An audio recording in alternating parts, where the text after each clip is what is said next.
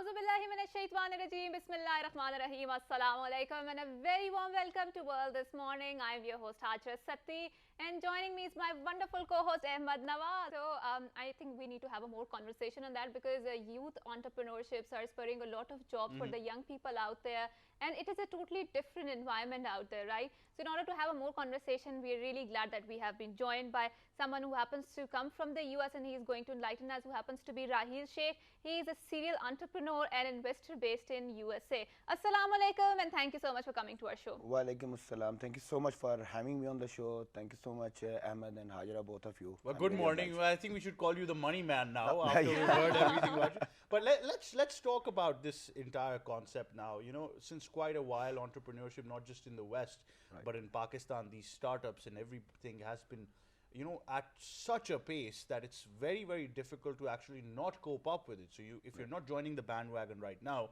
you're going to be left behind. So how have you seen all of this, development in this sector? Sure. See, Ahmed, when it comes to the entrepreneurship and startups, so the biggest challenge or biggest thing which comes to the first thing which comes to the people's mind is which you open up your speech with, which means when she asks you about the entrepreneurship, there are two things which comes in your mind. One, you want to get rid of 9-to-5 job, and the second is you want to buy Twitter, which means you want to buy something bigger. I know you said it on a lighter note, but this is what the dilemma going on in the Pakistan startup system as of now. First thing we need to understand that entrepreneurship is not about getting yourself out of 9-to-5 jobs, because you get out of 9-to-5 job and you adopt to a 24/7 kind of a working model, because there is no entrepreneurship which gives you a work-life balance, let's say at least in the initial struggling stage of their entrepreneurship era. And the second thing is, especially in the Pakistan market currently, I have observed recently, everybody wants to start big. When it comes to the startups or entrepreneurships, the first thing comes in your mind is, oh, you know what, I mean, I'm going to make a next Facebook, or I'm going to build up a next Shortcut Twitter. to billionaire. He wants to buy a Twitter, He right? wants to buy a Twitter. I've got no shortcuts. I know there is a lot of planning ahead. There is a lot of struggle, there is a lot of grinding, there is a lot of hustle which you have to go through the stages, and then the time comes when you reach to the point where the success is yours. So we need to understand the whole phenomena. Before you even reach to that success level, another issue about the startup is we are so fearful and afraid of failures that the only thing comes into your mind is that we need to win the success. You pick up any biggest startup of the world, whether it's Eastern or Western or Pakistani or USA or wherever, there is no founder or entrepreneur who has achieved success in his first trial or a first venture. So which means we should not be fearful about the failures when it comes to the startup or entrepreneurships. It's all about how well perceived you take an idea, you put a risk involved.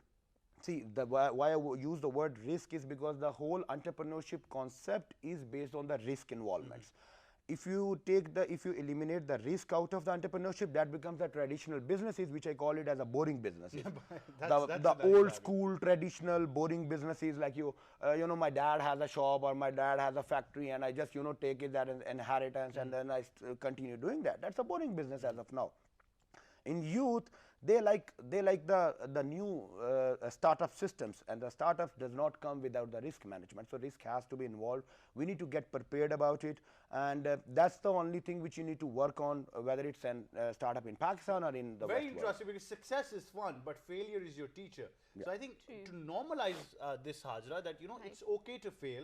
Right. We've only been using that failure is not an option. It's not like that. True. It probably teaches you many more things that you can never imagine. That's true, and how you can change your track, how you can change your strategies in order to have a more successful one. So, youth entrepreneurship, let's talk about that. Because youth entrepreneurship has a multiplier effect, that they are going to hire a lot of their peers, young people out there. What is the ecosystem in Pakistan?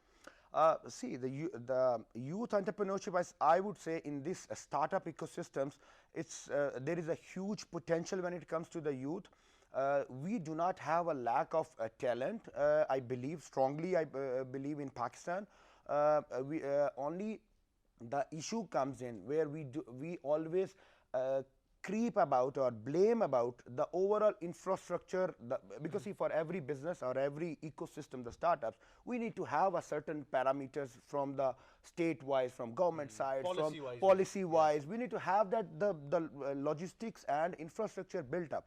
Unfortunately, we are a little bit lacking behind in that system as compared to the Western world, and that's the reason we call it as an emerging market. We are not a the mature market like USA. We are in an emerging market.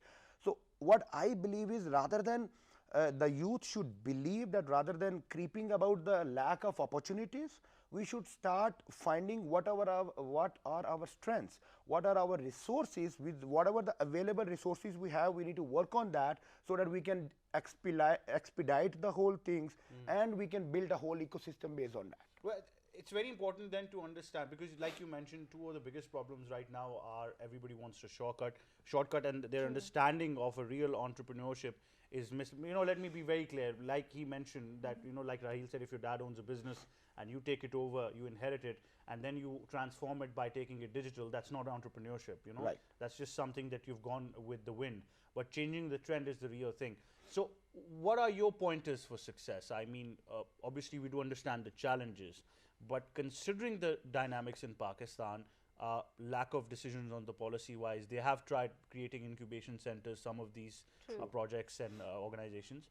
But in this part of the world, realizing that, this is the system. This is what we have. Yeah, that's what we have. Yeah. What's the real way forward here? See, what I strongly believe, it's not only the responsibility of the youth. Okay, I have gone through the, I've listened to the different talk shows and the different people talking about.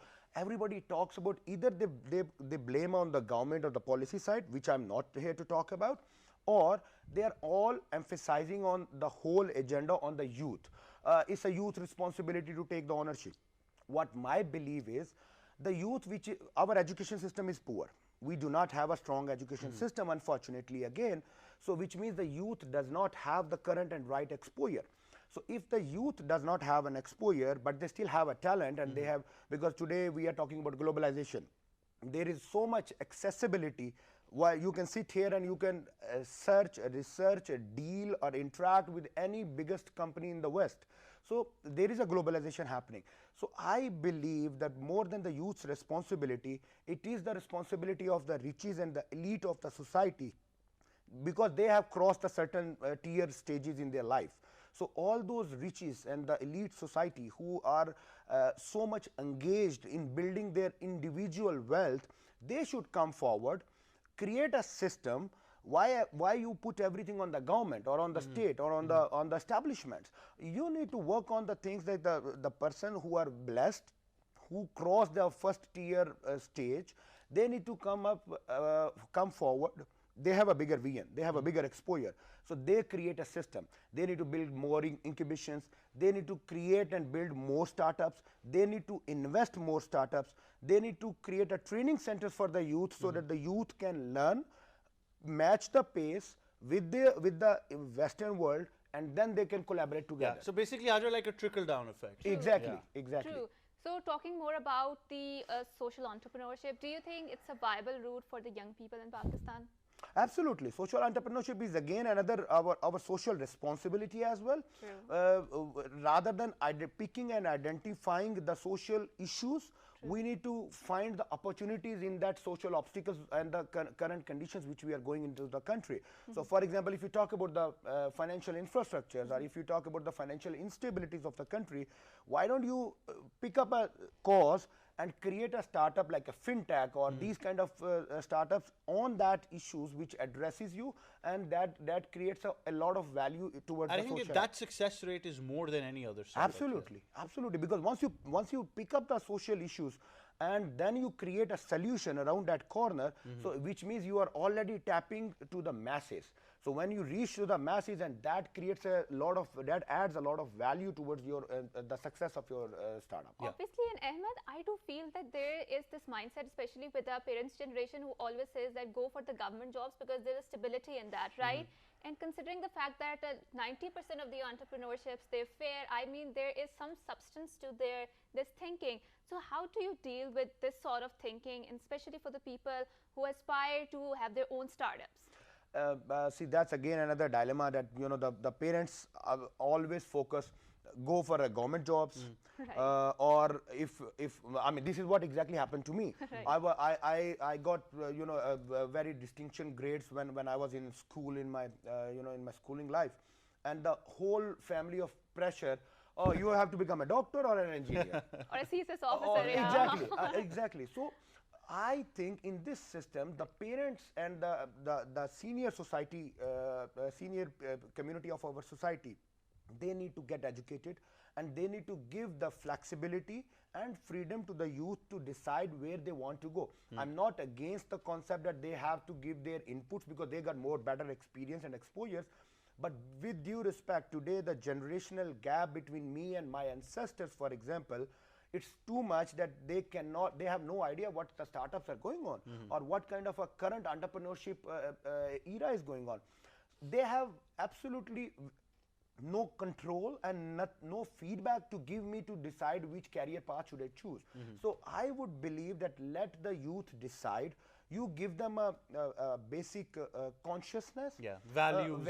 Yes. They need to understand what is right, what is wrong, and then let them choose their own path. Absolutely. Because that's the only way where the young generation can decide what is their way forward, rather than going for a government office job or whatever the case. Rather than going for stability. But Rahil, thank you very Exactly. much. It's been very intriguing hearing all of this discussion, Hajra. Right.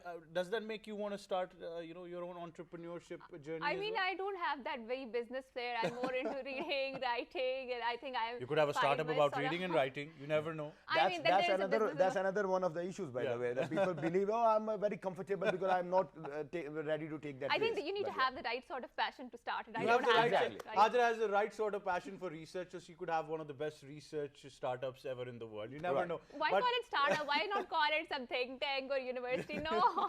she wants to stick to that stability part. Okay.